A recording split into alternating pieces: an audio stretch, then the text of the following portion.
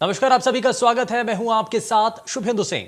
गोरखपुर मंदिर में हमले को लेकर जांच लगातार की जा रही है और गोरखपुर से मुंबई तक जांच एजेंसियां छानबीन में जुटी हैं।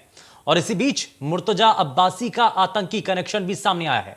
कल जांच में एटीएस ने आरोपी के कमरे से कई अहम दस्तावेज बरामद किए और मुर्तजा के लैपटॉप और मोबाइल में कई वीडियो क्लिप मिले हैं, जिससे शक का दायरा और गहराता चला जा रहा है। बढ़ चुका है शक का दायरा।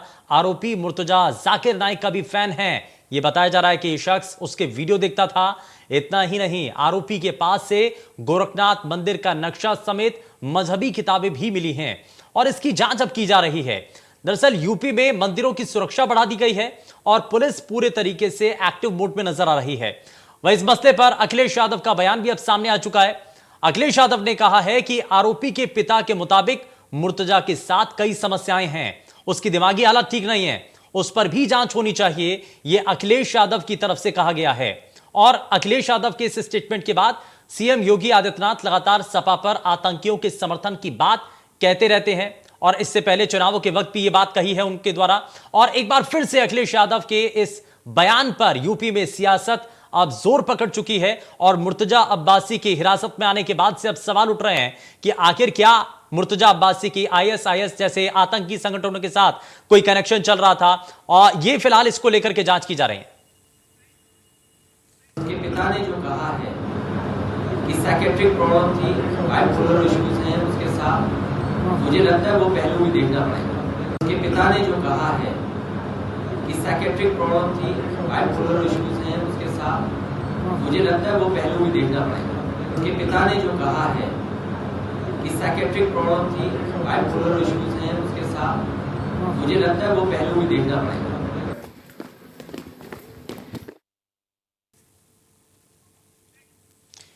तो ये आपने बयान सुना है और इस बयानों के जरिए बहुत कुछ तो स्पष्ट हो रहा है, लेकिन अभी आप थोड़ा समय का और इंतजार करना होगा। लेकिन शुरुआती तफ्तीश में बहुत कुछ साफ होता नजर आ रहा है। ये एक आतंकी साजिश के तौर पर भी देखा जा रहा है। हर एंगल से इसकी जांच होनी चाहिए। लेकिन एक एंगल यहां पर विपक्षी खेमे के नेता अखिलेश यादव की तरफ से भी जोड़ दिया गया है। अखिलेश यादव ने कहा कि मुर्तजा अब्बासी के पिता का यह कहना है कि उस शख्स की दिमागी हालत ठीक नहीं थी और ऐसे में इस एंगल पर भी नजर बनानी चाहिए। और इससे पहले भी योगी आदित्यनाथ जब चुनावों का वक्त भी था, उससे पहले भी लगातार कैंपेनिंग के वक्त ये लगातार आरोप लगाए जाते रहे थे कि जहां पर आतंकियों के साथ देने की बात है, वहां पर समाजवादी पार्टी के नेता साथ आ जाते हैं। आप ये कुछ क्या इसके पीछे के कनेक्शन नजर आ रहे हैं? क्या इन सभी चीजों को लेकर के जो बयानों के जरिए कहा जा रहा है और जो सियासत इस पर अब हो रही है, क्योंकि गोरखनाथ मंदिर पर हमले का यह पूरा मामला जिसमें साफ साफ तस्वीरों के जरिए नजर भी आता है। एक बार फिर से आप तस्वीरें देखिए। गोरखनाथ मंदिर के बाहर जिस तरीके से सुरक्षा कर्मियों के ऊपर जानलेवा हमला किया जाता है, अब उसके बाद कुछ लोग ऐसे भी हैं जो कि डिफेंसिव मोड में आ चुके हैं। कुछ लोगों का यह भी कहना है कि आतंकी मुर्तजा, ये जरा ग्राफिक्स के जरिए आप देखिए, आतंकी इरफान के भाई गुफरान के साथ मुर्तजा था और मुर्तजा के आतंकी से रिश्ते हैं, यह कुछ ऐसा भी कहा जा रहा है। 2021 में गुफरान के संपर्क में मुर्तजा आया था और वहीं से दोनों के बीच में साठगांठ या कह लीजिए कि तालमेल बहुत बेहतर होता चला गया था। देवबंद में भी मुर्तजा अब्बासी रह चुका है और देवबंद में रहने के बाद जब वो वापस से लौटा तो उसको किसी ना किसी का साथ मिला था। कौन वो लोग थे और किसने आखिर ये हथियार सप्लाई किए थे मुर्तजा अब्बासी को, ये देखने वाली चीज है। लेकिन देवबंद से 31 मार्च को गोरखपुर मुर्तजा गया था और इसी दौरान ये सारा कुछ खेल होता है। इस दौरान मुर्तजा अब्बासी के संपर्क में कौन कौन लोग आए थे? घटना के बाद पाकिस्तान जाना चाहता था मुर्तजा, आखिर कारण इसके पीछे क्या थे? क्या अपने आकाओं से मिलना चाहता था मुर्तजा? नेपाल से दुबई होते हुए पाकिस्तान भागने की तैयारी भी थी, लेकिन क्यों आखिर वो तैयारी कर रहा था? क्या वो ऐसा बड़ा करने जा रहा था और इसके पीछे किन लोगों की साजिश थी? कौन लोग थे जो मुर्तजा अब्बासी के साथ देने वाले थे और क्या ये एक बड़ा प्रकरण था जिसमें वो नाकाम हो गया था? क्या और पहलू हैं? लगातार एटीएस की टीम भी इस पूरे मामले को लेकर के जानकारी जुटा रही है और अलग अलग जगहों पर एटीएस की टीम अलर्ट होकर के एक्शन मोड में आ चुकी है और लगातार छापेमार कार्रवाई की जा रही है कॉल रिकॉर्डिंग के जरिए। क्योंकि जिस दौरान सनकी या आतंकी एटीएस पूरी जो कुंडली है वो खंगाल रही है मुर्तजा अब्बासी की। मुर्तजा को पूछताछ के लिए लखनऊ लाया गया है और इस दौरान यूपी एटीएस ने आरोपी मुर्तजा की पूरी कुंडली खंगाली है और पूरा ये काम चल रहा है। मुर्तजा के मुंबई की कुंडली भी एटीएस ने खंगाली है क्योंकि जो आधार कार्ड मिला उसमें मुंबई का एड्रेस था। आधार कार्ड पर मिलेनियम टावर नवी मुंबई का पता लिखा हुआ था। अब 2013 में वो मिलेनियम टावर वाला फ्लैट बिक चुका था। उसके बाद आखिर मुर्तजा अब्बासी कहां रह रहा था। यूपी में 5 जिलों में मुर्तजा के कनेक्शन को एटीएस की टीम तलाश रही है। गोरखपुर स्थित आरोपी के घर से कुछ दस्तावेज भी एटीएस की टीम को मिले हैं और आरोपी मुर्तजा के घर के कमरे को फिलहाल सील कर दिया गया है। कुछ बेसिक चीजें मिल पाई हैं वहां पर। अभी तक लैपटॉप बरामद हो चुका है, मोबाइल बरामद हो चुका है, एक पेनड्राइव भी मिली है। जाकिर नाइक और आईएसआई से जुड़े कई वीडियो क्लिप्स उसके पास से मिले हैं। गोरखनाथ मंदिर का नक्शा वहां पर मिला है। मजहबी किताबें उसके पास से बरामद हुई हैं। मुर्तजा के बैंक अकाउंट डिटेल को लेकर के एटीएस लगातार जांच कर रही है। मुर्तजा से जुड़े कुछ लोगों को हिरासत में लेकर के आप जो टीम है वो जांच भी कर रही है और आगे इसी के आधार पर कुछ बड़े खुलासे होने की उम्मीद भी की जा रही है। लेकिन इन सब के बीच में मुर्तजा अब्बासी जो कि अब चर्चा के केंद्र में आ चुका है, सियासत अब इस पर हो रही है। लेकिन मुर्तजा से एटीएस के सवाल जवाब, जो सवाल नंबर 1 जो सामने आया, तुम्हारा नाम क्या है, सबसे पहले पूछा गया मुर्तजा अब्बासी से कि तुम्हारा नाम क्या है, जरा बताइए तो सही। उसके जवाब दिया गया, मुर्तजा अब्बासी बताया गया। यह भी पूछा गया, दूसरा सवाल क्या था, सवाल यह था कि तुम्हारे पिता का क्या काम करते हैं, तुम्हारे पिता आखिर क्या काम करते हैं, यह भी पूछा गया मुर्तजा अब्बासी से। तुम कितना पढ़े हो, यह भी इस दौरान मुर्तजा अब्बासी से पूछा गया। इस दौरान इस सवाल का भी जवाब एटीएस के द्वारा दिया गया। यूपी एटीएस ने अगला सवाल यह भी किया कि तुमने अरबी और उर्दू कहां से सीखी है। तो यह मुर्तजा अब्बासी की तरफ से कुछ इस सवाल का जवाब भी दिया गया। वहीं अगला सवाल मुर्तजा अब्बासी से यूपी एटीएस का, मंदिर आखिर क्यों गए थे, सबसे अहम सवाल, आखिर मंदिर जाने के पीछे का कारण क्या था। और उस दौरान एक धर्म के नारे लगाना। और इसके बाद का एक और सवाल, सिपाहियों पर हमला आखिर क्यों किया गया, क्यों आखिर इस दौरान ये सब कुछ किया गया था। ये सभी सवाल जो कि यूपी एटीएस के द्वारा किए गए थे मुर्तजा अब्बासी से। सवाल यह भी था कि ये इतना महंगा लैपटॉप आखिर क्यों खरीदा था, कैसे खरीदा था और इसके पीछे का क्या कारण था। ये सभी सवाल जो है मुर्तजा अब्बासी से किए गए थे। तो ये सवालों की फेहरिस्त है जो कि यूपी एटीएस के द्वारा मुर्तजा अब्बासी से किए गए थे। लेकिन अब मुर्तजा अब्बासी के पास से कुछ ऐसी चीजें बरामद हुई हैं जिसके जरिए अब यूपी एटीएस की टीम लगातार हर एक कड़ी को जोड़ने की कोशिश कर रही है। कई जगहों पर छापेमारी कार्यक्रम चल रहे हैं, छापेमारी की जा रही है। कई जगह ऐसी भी हैं जहां पर छापेमारी होनी है। कुछ लोग अभी भी यूपी एटीएस की रडार पर आ चुके हैं, जिन तक यूपी एटीएस की टीम पहुंचना चाह रही है उनके बारे में भी सुराग जुटाए जा रहे हैं, उनके बारे में जानकारी ली जा रही है। लेकिन देवबंद से 31 मार्च को जब गोरखपुर मुर्तजा आया तो इस दौरान देवबंद में मुलाकात किससे की है मुर्तजा अब्बासी ने। देवबंद से 31 मार्च को जब निकल करके गोरखपुर पहुंचता है तो उस दौरान में किन किन लोगों से संपर्क में आता है, कौन वो लोग थे, क्योंकि कहा यह भी जा रहा है कि कुछ और दूसरी चीजें भी मुर्तजा अब्बासी के पास से मिली हैं। और चलिए जरा जल्दी से आगे बढ़ते हैं, कुछ खास सवाल और बड़े सवाल जिनके साथ कार्यक्रम को आगे बढ़ाते हैं। इस बीच हमारे साथ भारतीय जनता पार्टी से प्रवक्ता डॉक्टर कौशल मिश्रा कार्यक्रम में जुड़ चुके हैं। कौशल जी, बहुत स्वागत है आपका कार्यक्रम में। सबसे पहले और सबसे बड़ा सवाल, क्योंकि अब मुर्तजा अब्बासी की कुंडली तो एटीएस की टीम खंगाल रही है, लेकिन सबसे बड़ा सवाल, क्योंकि इसमें राजनीति भी शुरू हो चुकी है। राजनीति किस लिहाज से शुरू हो चुकी है, अखिलेश यादव का एक स्टेटमेंट सामने आता है। अखिलेश यादव समाजवादी पार्टी के मुखिया ये कहते हैं कि आपको दूसरा एंगल भी जांच करना चाहिए। जहां एक तरफ ये कहा जा रहा है कि सभी एंगल्स पर जांच की जा रही है, मुर्तजा अब्बासी की पूरी कुंडली निकालने की तैयारी भी है, लेकिन वहीं अखिलेश यादव ये कहते हैं कि मानसिक रूप से संतुलन ठीक नहीं था। यह मुर्तजा अब्बासी के पिता का कहना है और इस एंगल पर भी जांच होनी चाहिए। क्या इस पर रिएक्शन है आपका? देखिए, अखिलेश यादव के बारे में कुछ भी कहना बड़ा डिफिकल्ट है, स्पेशली तब जबकि मामला तुष्टीकरण का हो। इस समय वो ये अपनी छवि बनाना चाहते हैं कि उनके लिए राष्ट्रवाद और देश हित से ऊपर बढ़ के उनका वोट बैंक का हित है। इसी वजह से सिर्फ चूंकि वो आतंकवादी एक मुसलमान है और मुसलमान के साथ हम तुम्हारे जुड़े हैं उससे, लेकिन वहां कनेक्टेड नहीं है। मुसलमान के का नाम होने की वजह से अपने वोट बैंक के बारे में सिर्फ सोच रहे हैं, देश के बारे में, प्रदेश के बारे में, प्रदेश की जनता के बारे में और टेम्पल पे हुए हमले के बारे में उनका बिल्कुल ख्याल नहीं है। हमने ये बिल्कुल नहीं कहा कि वो आतंकवादी है। हम ये कह रहे हैं कि चूंकि आप उसके पास देखिए, उसके पास मजहबी किताब कुरान मिली जिसमें गोरखनाथ मंदिर का नक्शा था। कोई भी आदमी, एक आम आदमी, एक नॉर्मल आदमी के पास गोरखनाथ मंदिर का नक्शा क्यों होगा? उसके पास जाकिर नाइक के वीडियो थे जो अभी तक भगोड़ा है और इसके अगेंस्ट रेड कॉर्नर नोटिस जारी है। इसके अलावा उसकी चैटिंग की हिस्ट्री में नेपाल और मुंबई के लोग हैं। इसके अलावा 2 लोगों को अरेस्ट किया गया है जो उन्होंने ला करके उसको वहां पे मंदिर परिषद में छोड़ा था।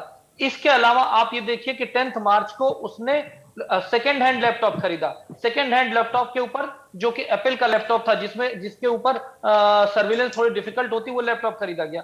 ये भी मान ले। इसके अलावा सीरिया के लोगों से उसके कॉन्टेक्ट रहे हैं, आईएसआईएस से जुड़े हुए हैं, और एक लोन वुल्फ थ्योरी का भी एटीएस ने जिक्र किया है कि इस तरीके से एक टेस्ट एंड ट्रायल होता है आतंकवादियों के द्वारा, कि एक नुमाइंदे को भेजते हैं और टेस्ट करते हैं कि सिक्योरिटी एजेंसी कितना अलर्ट है। इस बात की थ्योरी जो एटीएस दे रही है या जो मीडिया में अवेलेबल जानकारी है, और जो भी मैं बोल रहा हूं, ये मेरे पास कोई आधिकारिक तौर पे जानकारी नहीं है, ये सब आपके द्वारा ही दी गई जानकारी जो ओपन प्लेटफॉर्म पे अवेलेबल है, मैं उससे बता रहा हूं। हाँ। एक तरफ तो वो सारे मामले हैं, दूसरी तरफ ये मामला मैं मानता हूं कि उसका अगर इलाज कोई दिमागी तौर पे चल रहा है, हाँ। तो उस पर इन्वेस्टिगेशन हो रही है। लेकिन नहीं, अखिलेश यादव भी कह रहे हैं कि अगर आप हर सिर्फ एंगल से जांच कर रहे हैं, आप आतंकी संगठनों के साथ उसके रिश्ते निकाल रहे हैं, तो अगर मुर्तजा अब्बासी के पिता ये कह रहे हैं कि इसमें मानसिक रूप से स्थिति ठीक नहीं थी, दिमागी रूप से ठीक नहीं था, तो इस एंगल से भी जांच होनी चाहिए। बिल्कुल सही बात है, उस अंक से जांच होगी। किसने कहा कि नहीं जांच होगी? हाँ। किसने सवाल उठाया कि नहीं जांच होगी? पर क्या अखिलेश यादव ने यह कहा कि अगर ये टेररिस्ट निकलता है तो इसको सजा मिलेगी?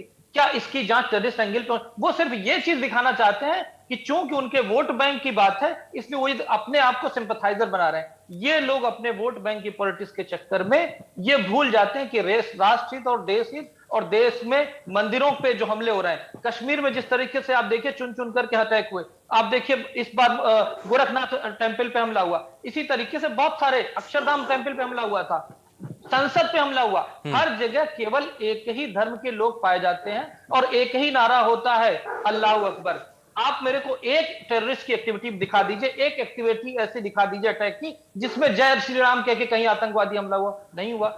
लेकिन समस्या क्या है कि ये लोग पॉलिटिक्स के ऊपर उठना ही नहीं चाहते। ये देश को कंप्रोमाइज करते रहते हैं, प्रदेश को कंप्रोमाइज करते रहते हैं। प्रदेश को अभी तक उन्होंने बांटा है, बांट करके राजनीति करने की कोशिश की है। उत्तर प्रदेश की सरकार और केंद्र की सरकार 5 साल सत्ता के लिए नहीं आ रही है, वो देश का भविष्य बदलने के लिए आई है और देश का भविष्य बदल रहा है। नहीं, लेकिन अगर ऐसी घटनाएं होंगी कौशल मिश्रा साहब, अगर ऐसी घटनाएं होंगी तो लोगों के मन में तो दहशत बनेगी ना, लोगों के मन में एक डर भी बनेगा। और आप तो ये लगातार कहते आ रहे हैं भारतीय जनता पार्टी की सरकार में किसी भी शख्स को कोई घबराने की जरूरत नहीं है, आम लोगों को कोई भी दिक्कत नहीं होगी, लॉ एंड ऑर्डर की स्थिति एकदम ठीक रहेगी। लेकिन ये सरेआम जिस तरीके से ये हमला हो जाता है हथियार के जरिए, एक धारदार हथियार अपने हाथों में लेकर के अगर वो सड़क पर घूमता है और वहां सुरक्षा कर्मियों के ऊपर हमला कर देता है, तो लोग इसमें क्या समझेंगे, उनके जहन पर क्या इसमें इंप्रेशन जाएगा? बिल्कुल सही। इस तरह के अटैक पहले भी होते रहे हैं, लेकिन लोगों की जानें गई, ब्लास्ट हुए, हर जगह टेररिस्ट आतंकी जो साजिश थी वो सक्सेसफुल हुई। इसमें पहले ही स्टेप पे सुरक्षा कर्मियों की मुस्तैदी से उसको तुरंत पकड़ लिया गया। और ये समझिए, ये एक मैं जो भी बोल रहा हूं, ये मुझे ऐसा लगता है कि जो अवेलेबल रिकॉर्ड्स हैं उसके अकॉर्डिंग है। ये एक जैसे टेस्ट राइड नहीं होती, ये टेस्ट राइड की जा रही थी कि सिक्योरिटी एजेंसी कैसी है, वहां पे कितने लोग हैं, कितनी मुस्तैद हैं। इसी को लोन वुल्फ अटैक बोलते हैं। और ये सिर्फ इसलिए बोल रहा हूं क्योंकि इतने सारी चीजें, एक तरफ अखिलेश यादव का एक बयान कि वो डॉक्टरी इलाज चल रहा था, यस उसकी जांच होगी, लेकिन दूसरी तरफ इतनी सारी चीजें जो टेररिस्ट लिंक को समझाती हैं, टेररिस्ट लिंक को कनेक्ट करती हैं। और सबसे बड़ी बात, आईबी की रिपोर्ट के, इंटेल की रिपोर्ट के अकॉर्डिंग इसका नाम पहले से ही पुलिस वालों को दिया जा चुका था। तो ये नाम कहां से आ गया इंटेल के पास? जरूर इससे ये पता चलता है कि उसका कहीं ना कहीं टेररिस्ट लिंक था। लेकिन इस बात का भरोसा रखे जनता प्रदेश की कि कोई भी आदमी जो इनोसेंट है, जो दोषी नहीं है, उसको कोई भी कानूनी कार्रवाई नहीं होगी। लेकिन कोई भी आदमी वो किसी भी तरह के आपराधिक इतिहास में रहा है, संलिप्त रहा है, तो उसको ढूंढ ढूंढ कर उसके बिलों में घुस घुस कर बुलडोजर चलेगा और डायनामाइट से ब्लास्ट होगा। लैपटॉप बरामद हुआ है, मोबाइल फोन बरामद हुआ है, और इस दौरान क्योंकि ये कहा जा रहा है कि इससे पहले जब वो यहाँ आने से पहले, गोरखपुर आने से पहले पूरी तैयारी कर रहा था, कुछ लोगों से मिला भी था, उनके बीच की भी बातचीत को लेकर के, क्या उनके बीच की बातचीत थी, किन लोगों से मुलाकात हुई थी, इसको लेकर के भी एटीएस की टीम लगातार जांच कर रही है। लेकिन क्या कौशल मिश्रा साहब आपको लगता है कि इसमें आतंकी संगठनों के साथ जुड़े होने की या संपर्क की जो सूत्रों के हवाले से जो जानकारी मिल रही है, क्या उस आधार पर भी कुछ एंगल इसमें निकल कर के आ सकता है? आपको भी लगता है क्या? अब अगर देखिए, एंगल निकल सकता है और चांसेस ज्यादा इसलिए हैं क्योंकि आप ये बताइए, एक नॉर्मल हिंदुस्तान का राष्ट्रवादी मुसलमान या कोई भी आदमी, कोई भी नागरिक, उसको आईएसआईएस की वेबसाइट क्यों जाएगा? जाकिर नायक जैसे भगोड़े की वेबसाइट पे क्यों जाएगा? वो अल्लाह अकबर का नारा लगा करके किसी मंदिर पे अटैक क्यों करेगा? तो बहुत सारी चीजें डाउट क्रिएट कर रही हैं, और मैं उसमें किसी को मैं ये नहीं कह रहा वो दोषी है, ये डाउट क्रिएट हो रहा है, और डाउट के बेसिस पे इन्वेस्टिगेशन होता है, इन्वेस्टिगेशन पेंडिंग है, एटीएस अपना काम कर रही है, सारी चीजें होंगी, जैसे जैसे तथ्य सामने आएंगे आपसे हमसे ज्यादा तो आप लोग हमें बताएंगे और पब्लिक को पता चलेगा।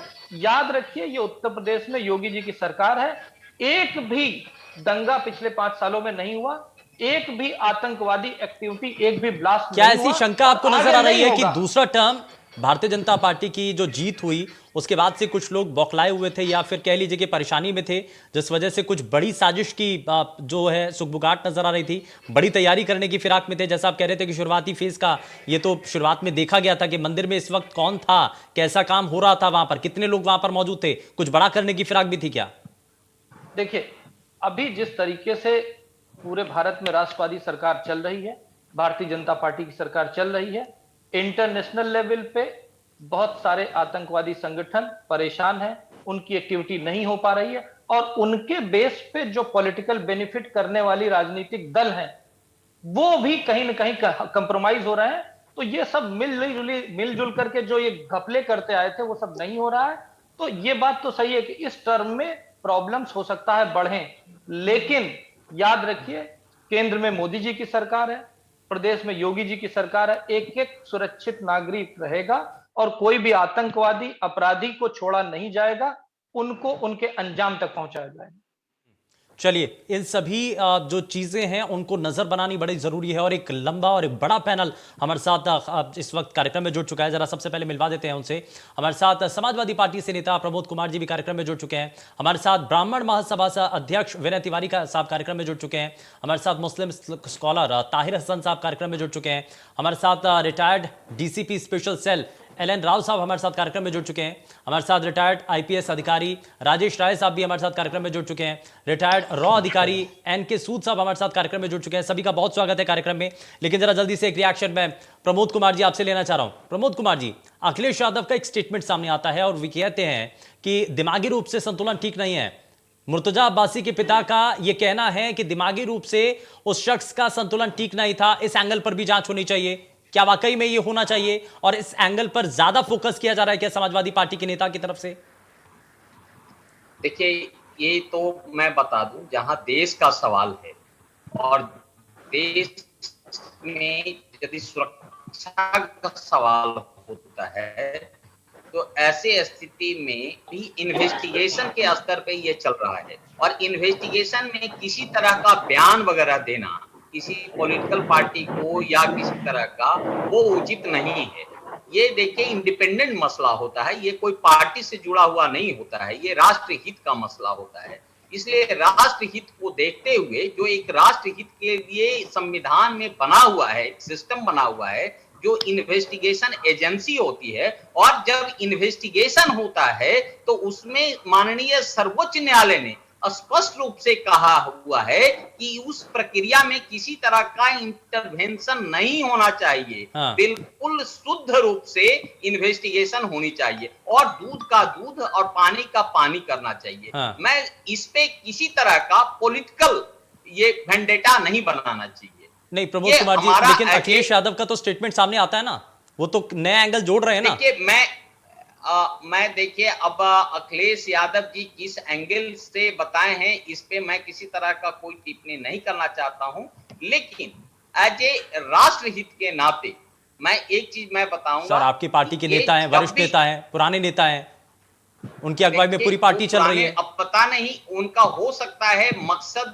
कुछ और कहना होगा, वो लेकिन वो भी राष्ट्र हित की बात को समझते हैं, और राष्ट्र हित किसी भी पॉलिटिकल पार्टी से ऊपर होती है। और जब इन्वेस्टिगेशन एजेंसी, देखिए वो किसी पार्टी का नहीं होता है, हो सकता है आज इस सरकार में है, कल दूसरी सरकार में होगा, और वो इन्वेस्टिगेशन एजेंसी पूरी तथ्य पे जो सच्चाई पर होती है पूरे एविडेंस लेकर के आती है। ऐसा नहीं होता है कि कोई एक या दो आदमी किसी वस्तुस्थिति को रखते हैं। नहीं प्रमोद कुमार जी, अब भारतीय जनता पार्टी के नेता तो ये आरोप लगा रहे हैं ना कि जहां पर देश विरोधी बातें होने लगती हैं, जहां पर भी कहीं आतंकी गतिविधि नजर आती है, वहां पर आप आकर के डिफेंसिव मोड में नजर आते हैं, वहां पर आप आकर के उनका बचाव करने लगते हैं। देखिए, मैं सिर्फ इसमें इतना कहूंगा कि राष्ट्रहित सर्वोपरि है और राष्ट्रहित से ऊपर कोई भी पार्टी नहीं होता है। यदि कोई राष्ट्रहित किसी तरह का सुरक्षा ऐसा लग रहा है तो उसमें इन्वेस्टिगेशन एजेंसी को अखिलेश यादव का कौन सा हित है चाहिए और उस पर जनता को विश्वास करनी चाहिए। अखिलेश यादव का कौन सा हित है प्रमोद कुमार जी? विश्वास, अब मैं बहुत ज्यादा टिप्पणी उसमें नहीं करूंगा कि उसका प्रयोजन क्या है, किस संदर्भ में उन्होंने इस तरह का टिप्पणी की है, लेकिन मैं चूंकि उनकी टिप्पणी को मैं बहुत ज्यादा अभी सुना भी नहीं हूं और मुझे अच्छी तरह से पता है कि वो भी एक नेशनलिस्ट पार्टी हैं और वो एक जिम्मेदार व्यक्ति हैं। वो कोई भी ऐसा काम या इस तरह का जो है जो देश हित से जुड़ा हुआ हो, जो देश को नुकसान पहुंचाना हो, इस तरह का वो वक्तव्य नहीं दे सकते। इसलिए मैं सिर्फ इतना कहूंगा कि जो इन्वेस्टिगेशन एजेंसी पर पूरी विश्वास रखनी चाहिए और वो जो करेगा वो दूध का दूध पानी का पानी बिल्कुल सच्चाई की ओर ला जाएगा। ठीक है, मैं जरा जल्दी से विनय तिवारी को जोड़ रहा हूँ। विनय तिवारी को जरा जल्दी से जोड़ लेता हूँ। विनय तिवारी, जो उस दौरान ये कहा जाता है कि जो डाटा अभी तक मुर्तजा अब्बासी के पास से मिला है उसमें लैपटॉप भी है, उसमें मोबाइल भी है, तमाम दूसरी चीजें भी हैं, और एक नारा लगा करके वो उस मंदिर के अंदर घुसने की कोशिश करता है, जो वहां पर सुरक्षाकर्मी होते हैं उनके ऊपर हमला करता है। इसके पीछे की मंशा आपको क्या नजर आती है?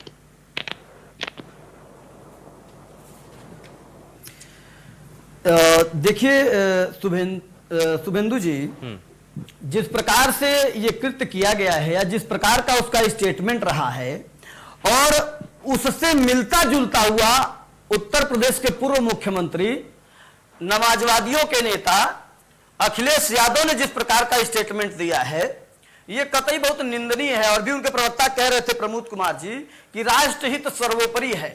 तो मैं इनसे जानना चाहता हूं, चूंकि ये समाजवादी पार्टी के प्रवक्ता के रूप में यहां बैठे हैं, तो मेरा प्रश्न इनसे रहेगा कि आतंकवादियों के पक्ष में बोलना या आतंकवादियों का पक्ष रखना, जहां हिंदुत्व और सनातन के ऊपर सीधा प्रहार किया गया हो, हमारी आस्था के केंद्र पर प्रहार किया गया हो, हमारे गोरखनाथ मठ के ऊपर प्रहार किया गया हो, और उसके बाद भी अगर ये इनको लगता है कि राष्ट्रहित उस आतंकवादी के साथ खड़ा होने में है, जो सरेआम सबके सामने जिसने कहा कि मैं अल्लाह के रास्ते पर जान देने निकला हूं, अल्लाह अकबर का नारा लगा रहा था, मैं तो कहता हूं कि वो खुशनसीब है।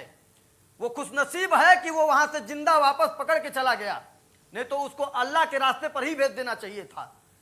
और अगर इस प्रकार का ऐसा नहीं आतंकवादी है, जितने अब तक तथ्य मिले हैं, अब तक जितने भी तथ्य मिले हैं, वो सरेआम निकले हैं कि वो आतंकवादी है। आज उत्तर प्रदेश और देश की जनता मानती है कि आतंकवादी है। और अगर ऐसी खतरनाक गतिविधियां को अंजाम दिया गया है, अगर कोई बड़ी घटना हो जाती, तो मैं जानना चाहता हूं कि क्या अखिलेश जी इसकी जिम्मेदारी लेते? जैसे आतंकवादी संगठन जिम्मेदारी लेते हैं, आने वाले समय में अगर ये आतंकवादी सिद्ध होता है तो अखिलेश यादव जो नमाजवादियों के नेता हैं, क्या इसकी जिम्मेदारी लेंगे? ठीक है, उस आतंकवादी को मैं जरा जवाब लूंगा इस पर, मैं जवाब लूंगा सर, लेकिन मैं इस बीच हमारे साथ एलन राव साहब भी कार्यक्रम में हैं। मैं राव साहब से जरा जल्दी से एक रिएक्शन लेना चाह रहा हूं। ठीक है तिवारी जी, मैं वापस लौटता हूं। जरा राव साहब, कुछ बेसिक चीजें मिली हैं, इसमें लैपटॉप भी है, इसमें मोबाइल भी है, तमाम दूसरी चीजें भी हैं। उसके आधार पर अभी तक क्या आपको नजर आ रहा है कि आईएसआईएस कनेक्शन को लेकर के जो चीजें देखी जा रही हैं या जिस बात को लेकर के कयास लगाए जा रहे हैं, क्या उस रास्ते पर और गहनता के साथ जांच करनी बहुत ज्यादा जरूरी भी है? बिल्कुल आपने सही कहा। इसमें देखिए, जो चीजें मटेरियल मिला है, फोन तो ऐसी चीजें हैं, इलेक्ट्रॉनिक आइटम्स हैं जिसमें भी स्थापित है। उनका एक एक चीज को इसको इन्वेस्टिगेट करना, उनको आपस में लिंक करना, किसके साथ लिंक जुड़ा हुआ है, किसका है, वो सारा चीज डिटेल में होगा। अभी it's too early to say anything, but हाँ डेफिनेटली ये इन्वेस्टिगेशन का पार्ट है और ये इन्वेस्टिगेशन की जा रही है। मैं आपको बता दूं कि बहुत सी ऐसी इन्वेस्टिगेशन होती है, सीक्रेट इन्वेस्टिगेशन है, जो पब्लिक नहीं की जा सकती, शायद आपको भी नहीं मालूम होगा। तो इसलिए बहुत सी चीजें इन्वेस्टिगेशन करने के लिए कुछ चीजों को हेल्प करना पड़ता है। इन्वेस्टिगेटिंग एजेंसीज हैं, वो हर चीज को एक्सपोज नहीं कर सकती क्योंकि ये इनिशियल स्टेज है और जितना मटेरियल मिला है उससे प्रतीत तो यही हो रहा है कि डेफिनेटली कोई उग्रवादी संगठन से इनका गठजोड़ लग रहा है अपेरेंटली। लेकिन साथ में ये कहना कि मानसिक संतुलन ठीक नहीं है, मैं तो समझता हूँ अच्छे पढ़े लिखा आदमी बताते हैं, ये आपके मीडिया से चैनल से पता लगा, ये आईआईटी प्रोफेसर, आईआईटी पढ़ा हुए हैं, मैकेनिकल इंजीनियरिंग जो भी है वो सब करके आए हैं, अच्छी भली 2-3 जगह नौकरी, अच्छी कंपनीज में नौकरी किया है, तो ऐसा मानसिक संतुलन खराब होने वाली बात तो मुझे अपेरेंटली नहीं लग रही है। लेकिन हाँ, कोई भी जब पुलिस में कोई को डिफेंस जरूर बनाते हैं, तो ये हो सकता है उसके पिताजी ने ये अपने आप को बचाव करने के लिए, बेटे को बचाने के लिए उन्होंने ये चीज कही हो। लेकिन हाँ, हमारे देश की इन्वेस्टिगेटिंग एजेंसीज बिल्कुल सामर्थ्य हैं और सच्चाई के साथ इन्वेस्टिगेशन करने में प्रसिद्ध हैं। और मैं ये आपको आश्वासन देता हूँ, इन्वेस्टिगेशन में कभी भी कहीं कोई वैमनस्यता या कोई ऐसा कोई नहीं होता है कि किसी को जबरदस्ती फंसाया जाए या नहीं, क्योंकि इन्वेस्टिगेशन में जो एविडेंस होती है वो आगे फर्दर ट्रायल में कोर्ट के सामने टेस्टिफाइड होती है। तो कोई इन्वेस्टिगेटिंग एजेंसी कोई गलत काम नहीं करेगी, ये भी इतना मैं जानता हूँ। हाँ, यानी कि हर एक जो पुख्ता चीजें मिल रही हैं उसी के आधार पर ये पूरी इन्वेस्टिगेशन आगे बढ़ती चली जाएगी। रिटायर्ड आईपीएस अधिकारी राजेश राय जी हमारे साथ लगातार कार्यक्रम में है। राजेश जी, अगर वहां पर जिस तरीके से हमला होता है, हथियार उसके पास तेजधार का हथियार होता है, हमला करता है, उसमें कुछ जो सुरक्षा कर्मी वहां पर थे वो घायल भी हो जाते हैं, अगर वहां पर जो उनके पास बंदूकें थी, जो सुरक्षा कर्मियों के पास थी, छीन ली जाती है, वहां पर अगर कोई और बड़ी मंशा अगर वहां पर उसकी सक्सेस हो जाती तो बड़ी तबाही नहीं मच सकती थी क्या, जिसको रोक दिया गया है वहीं पर? बिल्कुल, वहां जो हमारे जो पुलिसकर्मी थे, जो पीएसी और पुलिस के लोग थे, उन लोगों ने बड़े संयम से, बड़े अनुशासन से, चोट खा करके भी उन्होंने उसको जिंदा पकड़ने की कोशिश की, जबकि उसकी जो मर्जी थी, किसी न किसी रूप में वो ये कहना चाह रहा था कि मुझे जान से मार दो। तो जान से मारने की बात वो क्यों कह रहा था? जैसे उसने कहा अपने स्टेटमेंट में कि मैं अल्लाह की राह में जाना चाहता था, मैं अल्लाह की राह में जान देना चाहता था। तो वो तो इतना पढ़ा लिखा आदमी था, वो केमिकल इंजीनियर था आईआईटी से, और इतनी बड़ी ब्रांच से, इतनी बड़ी इंस्टीट्यूशन से वो पढ़ा हुआ लिखा था, और इस तरह की हरकत, और मैं इसको इस रूप में भी देखता हूं कि अगर वो ये कह रहा था कि मार दो मुझे जान से मार दो, तो और दूसरी तरफ एक नैरेटिव ये चलना शुरू हो गया, उसके जाने से पहले भी, पकड़े जाने से पहले भी चलना शुरू हो गया था, और पकड़े जाने के बाद तो लगातार चल रहा है कि वो मानसिक रूप से विक्षिप्त था, बेचारा। वो तो खामखा किसी तरीके से चला ही गया, वो किसी तरीके से वो गोलघर में चला गया होता, चलो बात समझ में आती, किसी तरीके से किसी मोहल्ले में चला गया होता, बात समझ में आती। वो सीधा उठा और जाकर के उस जगह पर गया जो उत्तर प्रदेश के माननीय मुख्यमंत्री जी हैं, उनका जो गोरक्षपीठ है, वहां जाकर के वो अपना विक्षिप्तपना दिखा रहा है, यानी कि सुनियोजित था, वो बिल्कुल सुनियोजित था। और वो उसने इस चीज को करना चाहा, और इसके पीछे 100% साजिश होगी, जो हमारी एजेंसीज है वो उसको जांच करके निकालेंगी। लेकिन एक बात जो समझ में आती है कि आप जरा इसकी कल्पना कीजिए कि अगर वो जब उनसे बंदूकें छीन रहा था, उसमें दूसरा कोई सिपाही खड़ा होकर के उसको गोली मार देता, तो ये जो नैरेटिव चलना शुरू हो गया कि विक्षिप्त था, फिर ये किस जगह जाकर के रुकता, आप इसका अंदाजा नहीं लगा सकते। जब ये कहते लोग, अरे बेचारा एक जो है वो मुस्लिम युवक थोड़ा सा दिमागी सनकी था, वो किसी को जान से मारने थोड़ा ही आया था, उसको इन निर्दयी पुलिस वालों ने, इस शासन ने, चूंकि ये एंटी है और इसने उठा करके उसकी जान ले ली, और परिणाम स्वरूप क्या हो सकता था और किस तरीके से अंतर्राष्ट्रीय स्तर पर इसको बनाया जा सकता है। हो सकता है कि जो लोग हैं उन लोगों ने इसको इसी उपयोग के लिए वहां पर भेजा था। ये सारी बातें तो जांच से आएंगी, लेकिन मैं इस बात की तरफ इशारा कर रहा हूं कि अगर पुलिस कर्मियों ने संयम न दिखाया होता, अगर उन्होंने अनुशासन का प्रयोग न किया होता और उसको मार खा करके भी, चोट खा करके भी पकड़ लिया उसको, तो उससे जितनी साजिशें हैं उनके खुलने का पूरा अंदेशा है। लेकिन अगर ये न होता और वो मार दिया गया होता, उसका परिणाम बड़ा तो भी एक बड़ी घटना हो सकती थी। इसको लेकर के बहुत बेहतर तरीके से यहाँ पर निपटा गया।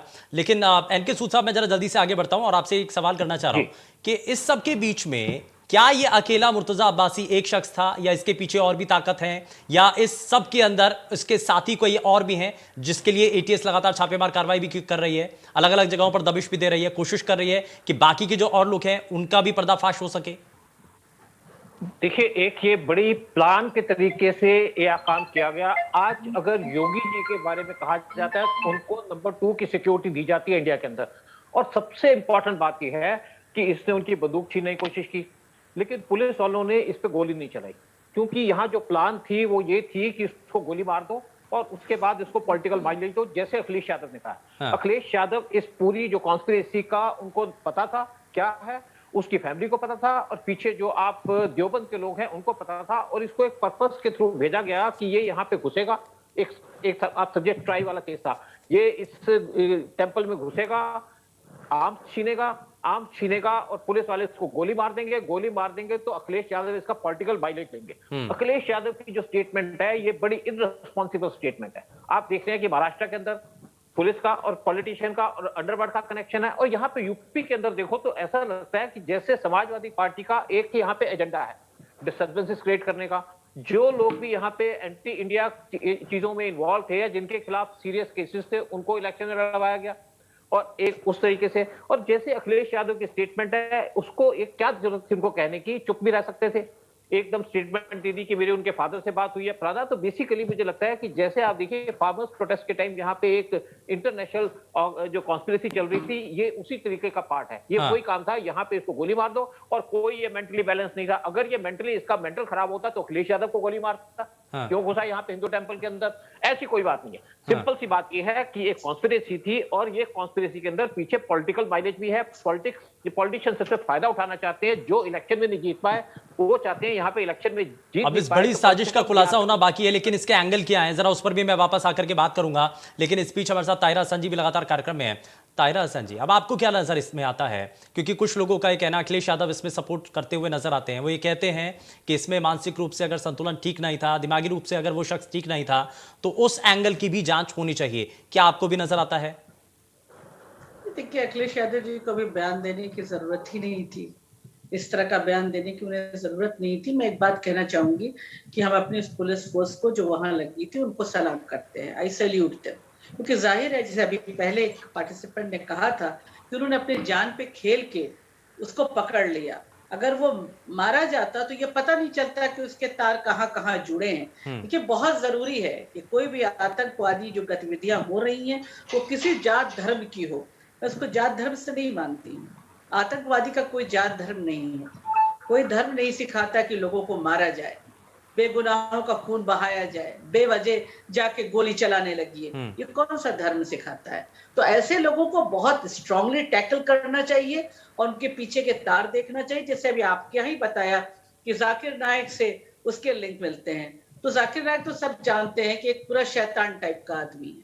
तो जाकिर नायक तो खुद नौजवानों को वलगलाने का काम करता है। तो मुझे लगता है इसका पूरा देखा जाना चाहिए, पूरा थॉरो इसका इन्वेस्टिगेशन होना चाहिए। और अभी इन्वेस्टिगेशन शुरू नहीं हुआ, अभी एटीएस ने इसको अपने हाथ में लिया है, और उस समय किसी भी पॉलिटिकल पार्टी के जिम्मेदार नेता का बयान जो है वो मुझे नहीं लगता है कि वो एक प्रूडेंट डिसीजन या बयान होना चाहिए। मुर्तजा अब्बासी के पिता का ये कहना है कि दिमागी रूप से थोड़ा ठीक नहीं था, बैलेंस ठीक नहीं था। क्या ऐसे स्टेटमेंट भी? और अगर इन्वेस्टिगेशन में आएगा ना, वो तो एटीएस ने लिया है तो वो सब चीज इन्वेस्टिगेशन में लाएंगे। वो इन्वेस्टिगेशन में जाएंगे, ये इशू भी जाएगा। जाकिर नायक के वीडियोस के लिंक्स वो देखता था, आईएसआईएस को फॉलो कर रखा था। क्या शैतान आदमी का लिंक देख रहा है? तो ये डिस्टर्बिंग बात है। देखिए, जाकिर नायक तो महिलाओं की भी इज्जत नहीं करता है, उसकी तो ऑल फॉल बकता है, वो इंसानियत को नहीं समझता, उसका वो वीडियो देख रहा था। तो ये देखना चाहिए इस तरह, ये जो जाकिर नायक टाइप नहीं तो कौन है ये लोग? ये जाकिर नायक को फॉलो करने वाले लोग कौन है? फिर ये मान लिया जाए कि जाकिर नायक को जो देख रहे हैं, फॉलो कर रहे हैं, और उनकी मानसिक स्थिति ठीक नहीं, या फिर वो उसी तरीके के उसी एजेंडे वाले लोग हैं। हाँ, मेंटली सिक हो गए हैं वो भी। जाहिर है एक मेंटली सिक आदमी जो है वो क्या परोस रहा है आप देखिए। तो जाहिर है कि वो मैं वीमेन एक्टिविस्ट बराबर इसके खिलाफ बोलती रहती हूँ कि वो एंटी वीमेन भी बहुत बातें करता है। तो आप सोचिए, तो उसका तो दिमागी कहना चाहिए, जो हम उर्दू में कहते हैं तवाज़ुन, यानी ही इज अ मेंटली सिक।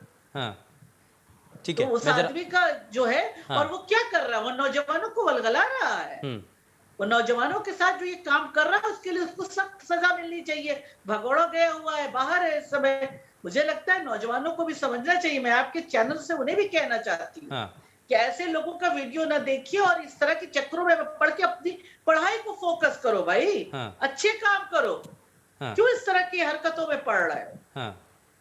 ठीक है, कौशल मिश्रा जी, अब ये बड़ा सवाल तो यहाँ पर ये भी बन रहा है कि अगर जाकिर नाइक जैसे लोगों के खिलाफ कोई ठोस कार्रवाई नहीं होती है, या फिर उनके वीडियोस, उनके ऐसे ऑडियोज या उनके जो भी स्पीच हैं, अगर वो हटाए नहीं जाएंगे तो ये तो लोगों के बीच में कुछ गलत मैसेज भी देंगे।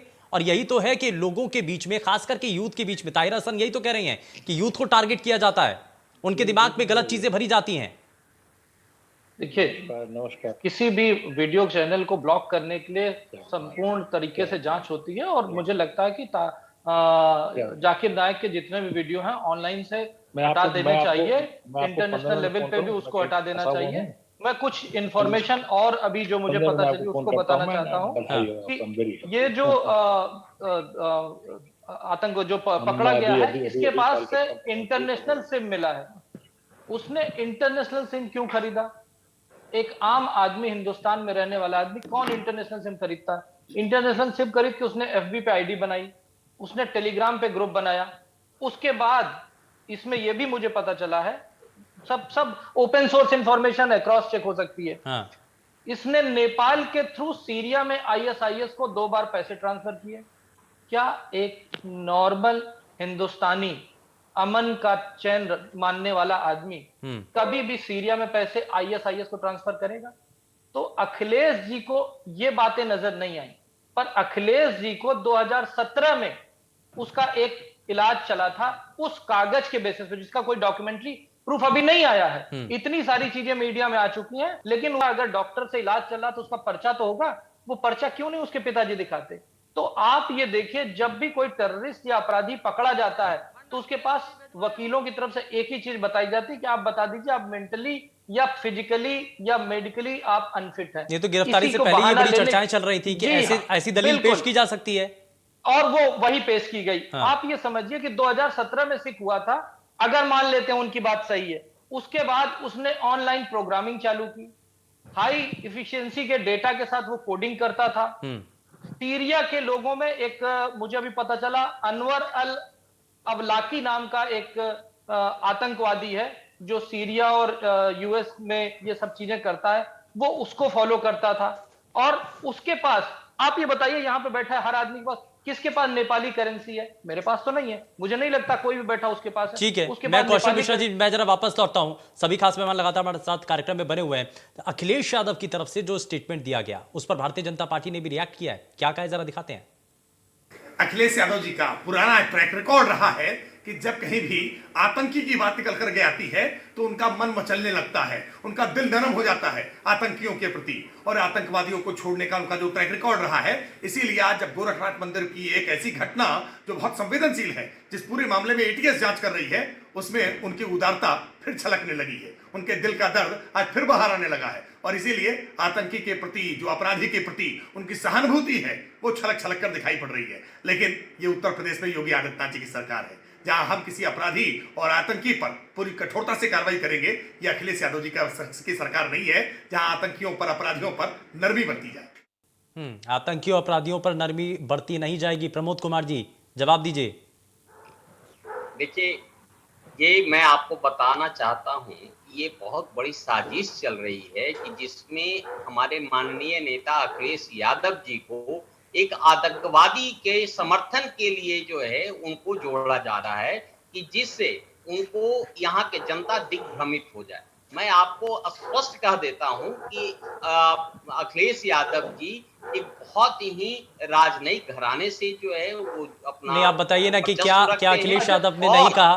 प्रमोद जी ये बताइए, प्रमोद जी ये बताइए, आप प्रवक्ता है समाजवादी पार्टी के, उनका पक्ष रख रहे हैं, क्या आपको नहीं लगता कि आपके नेता ने गलत किया है? किसी नेता ने नहीं बोला। इतने सारे पॉलिटिकल, मैं आपको स्पष्ट कर देता हूं कि मैं बता दूं, अखिलेश यादव जी राष्ट्रवादी हो सकते हैं, लेकिन वोट बैंक के चक्कर में वो देश के अगेंस्ट काम कर रहे हैं। नहीं, देखिए, वोट एक अलग चीज है, वोट अलग चीज है। वोट के कारण हम देश को इसके साथ थोड़ी खड़ी नहीं सकते हैं। आप ये बताइए, आप ये मेरे को ये बताइए, देश सर्वोपरि है, देश सर्वोपरि है सर, देश से ऊपर कुछ भी नहीं है। बिल्कुल यही बात तो मैं एक राजनयिक व्यक्ति का इमेज को डाउन कर देना ये उचित नहीं है। कभी अखिलेश यादव जी ये नहीं कहेंगे एक आतंकवादी को वो समर्थन करेंगे। जो राष्ट्र को तोड़ने वाले कोई शख्सियत है, कोई शक्ति है, उसको भारतीय जनता पार्टी के नेता तो कह रहे हैं ना सर, प्रमोद कुमार जी भारतीय जनता पार्टी के नेता कह रहे हैं कि जहां पर आतंकवादी गतिविधियां नजर आती हैं वहां पर अखिलेश यादव बैकफुट पर आकर के वो उनको सपोर्ट करते हैं। आतंकवादियों के चरण को धूमिल करने के लिए वो कुछ भी एलिगेशन लगा सकते हैं। प्रमोद जी एक चीज पूछूं, ये है कौशल मिश्रा जी। जी प्रमोद जी मैं एक चीज पूछना चाहता हूं कि बहुत सारी घटनाएं भारत में होती हैं और मैंने देखा अखिलेश जी जा करके उनको कंपनसेशन देते हैं। जिन पुलिस वालों पे हमला हुआ, अखिलेश जी ने क्यों नहीं घोषणा की कि उनको पैसे देंगे? अभी किसानों पे हुआ था, मैं किसानों के साथ हूं, उनके लिए पैसा की घोषणा करते हैं, पर देश पे जो पुलिस वाला शहीद हो रहा, जो घायल हो रहा, जिसको योगी जी पैसा दे रहे हैं सरकारी तौर पे, मैं मानता हूं सरकारी तौर पे, तो अखिलेश यादव या बाकी राजनीतिक दल क्यों नहीं आके पैसा दे रहे हैं? वो उनको नहीं देंगे, क्यों? क्योंकि पुलिस वाला वोट बैंक नहीं है, लेकिन दूसरा तबका वोट बैंक हो सकता है। कोई भी जाति या कोई भी धर्म के लिए हमेशा वोट बैंक के लिए चलते हैं। आप लोग 5 साल के लिए बात करते हैं, हम देश के लिए बात करते हैं, हम देश का भविष्य बदलने के लिए बात करते हैं। भारतीय जनता पार्टी भारत का नक्शा प्रयास करना सब कुछ बदलना चाहती है, विश्व पटल पे नंबर 1 पे लाना चाहती है, पर आप लोग सिर्फ 5 साल की। ताहिर हसन को जोड़ रहा हूं जरा मैं, ताहिर हसन जी को। ताहिर हसन जी देखिए बिल्कुल पहले राष्ट्रीय ऐसा नहीं है कि कम्युनिटी जो है इस तरह की चीजों के साथ खड़ी होगी कभी। अगर ऐसा होता तो फिर बीजेपी का वो ये जो है वोट परसेंट बढ़ता कैसे, 9% कैसे जाता? ऐसी बात नहीं है। देखिए ये अगर वोट बैंक समझ रही है कोई पार्टी तो ये उसका भ्रम है। बिल्कुल सही, बिल्कुल सही, एकदम ताहिरा जी। एजुकेशन, हेल्थ, इन सब चीजों पे काम करिए, देखिए इनका भ्रम टूट जाएगा। ये कोई पसंद नहीं करेगा कि अमन को और शांति को जो भंग करे उसके साथ खड़े हो जाए। उसके साथ तो अगर शांति प्रदेश के अंदर, अगर कहीं पर भी, देश के अंदर भी कहीं पर भी कानून व्यवस्था के अगेंस्ट अगर आकर के कोई खड़ा होता है तो कोई समाज, कोई धर्म उसका साथ नहीं देगा। खैर विनय तिवारी को जरा जल्दी से जोड़ रहा हूं, लेकिन मंदिर के भीतर आकर के ये जो साजिश या फिर कह लीजिए कि जो हमला किया गया था, ये एक बड़ी साजिश थी और इसके पीछे आपको कोई और दूसरी मंशा नजर आती है क्या? मैं उसके बाद आगे बढ़ूंगा। देखिए शुभेंदु जी, मुझे एक जगह जाना है, क्या मैं जा सकती हूँ? हम मानते हैं हमारी आस्था मंदिरों में है। ठीक है ताहिरा जी, ठीक है, भगवान मंदिरों में है। शुक्रिया शुक्रिया ताहिरा और नमस्ते ताहिरा जी के लिए, नमस्ते के लिए हम मंदिरों में जाते हैं। नमस्ते। ठीक है, आप ये दुनिया जानती है कि अगर हम सनातन धर्म से हैं, सनातन संस्कृति का की सभ्यता और हिंदू धर्म का पालन करते हैं, तो हम भगवान से मोक्ष के लिए या मुक्ति के लिए हम मंदिर जाते हैं। हाँ। तो अगर इसको कहीं ना कहीं अल्लाह के रास्ते पर जान देना था तो अल्लाह तो मस्जिद में मिलते हैं, अल्लाह हमारे मंदिरों में तो मिलते नहीं है ना, हमारे मंदिरों से अल्लाह का कोई नाता है।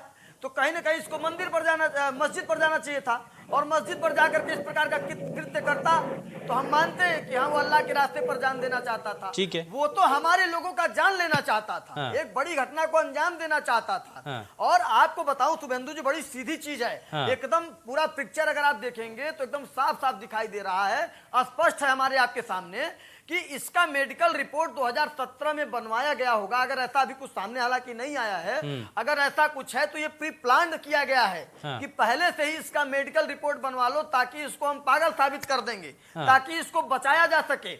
लेकिन मैं आपको बता रहा हूं, अगर अखिलेश जी को इतना पता चल गया हाँ। कि 2017 में उसका कोई मेडिकल रिपोर्ट बना था या वो मानसिक रूप से डिस्टर्ब है, हाँ। तो मुझे लगता है अखिलेश जी को ही पहले पकड़ के लाना चाहिए, उनसे पूछना चाहिए कि तुम बताओ कि इसके संबंध किससे किससे हैं। ठीक है, और एलन राव क्या साहब, करना राव चाहता साहब, था। ये एक एंगल निकाल करके, क्योंकि इनको सब पता होगा। ठीक है, विनय तिवारी ने एक एंगल यहाँ पर ये निकाला है कि अगर इसमें 2017 को, तो इनको सारी 2017 में अगर मेंटली अगर उसका कार्रवाई होनी चाहिए जो ऐसे आतंकवादियों के साथ खड़ा होते हैं, अगर दिमागी रूप से वो स्थिर नहीं था, वो एक दिमागी रूप से ठीक नहीं था, तो ऐसे में क्या 2017 में अगर ये ऐसा कोई परफॉर्मा या फिर ऐसा कोई अगर लेटर तैयार कर लिया जाता है, तो क्या ये पहले से सोची समझी साजिश थी जिसके तहत विनय तिवारी शंका जाहिर कर रहे हैं? एलन राव साहब, देखिए 2017 आज से करीब 5 साल पहले की बात है।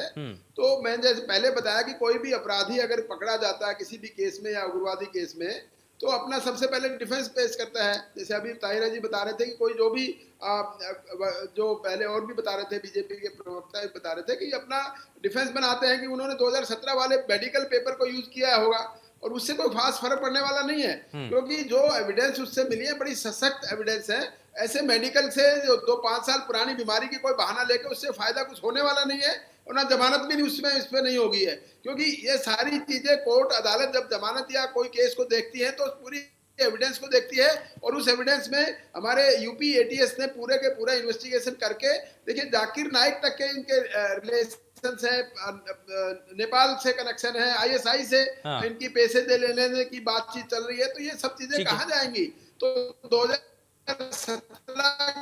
उससे कोई फायदा ठीक है, उससे कोई फायदा नहीं होगा, उससे कोई फायदा नहीं होगा। राजेश राय जी को जरा जल्दी से जोड़ लेता हूं। राजेश राय जी, अब एक चीज तो बताइए, अकेला तो नहीं होगा, यानी कि इसके साथी और इसके ग्रुप के जो बाकी सदस्य हैं, इसके गैंग के जो लोग हैं, वो भी इस दौरान होंगे जो अभी तक सामने नहीं आ पाए हैं, या एटीएस की टीम वहां तक नहीं पहुंच पाई है, जल्द पहुंचेगी वहां तक, लेकिन क्या और भी लोग हो सकते हैं इसमें? बिल्कुल होंगे, बिल्कुल कनेक्शन होंगे। जैसे जब ये बताया गया कि 31 मार्च को देवबंद से आए, देवबंद क्यों गए थे? देवबंद में क्या था वहां पे जहां से लेकर के चले? हो सकता है कहीं से इंस्ट्रक्शन मिला हो जाने का। वो करीब करीब 40 लोगों से जो उनके टेलीफोन नंबर से जो है बातचीत हुई है रिसेंट, उनके नंबर खंगाले जा रहे हैं, उनकी कुंडली निकाली जा रही है कि वो कौन कौन लोग हैं, वो लोग राडार पे हैं। और जो सबसे दिलचस्प बात ये थी कि ये जो मुर्तजा थे, ये इंटेलिजेंस एजेंसीज के राडार पे पहले से थे, उसको पता नहीं था। उस दिन घटना के 2-4 दिन पहले जो उसके बाद जो है वो वहां पर 2 लोग गए थे कुछ जानकारी करने के लिए, ये इत्तेफाक से था वहां पे, और उसको ये डाउट हो गया, तो उसके पिता ने उनको बता दिया, कुछ उनको समझा दिया, जो लोग गए थे शायद वकील के उसमें गए थे, ड्रेस में गए थे, वो मैंने आप ही लोगों के माध्यम से पता लगा कि उन्होंने देख लिया कि उसके पास रिवाल्वर है, तो उससे डाउट हो गया, तो वो घर के पीछे से छोड़ के भाग गया।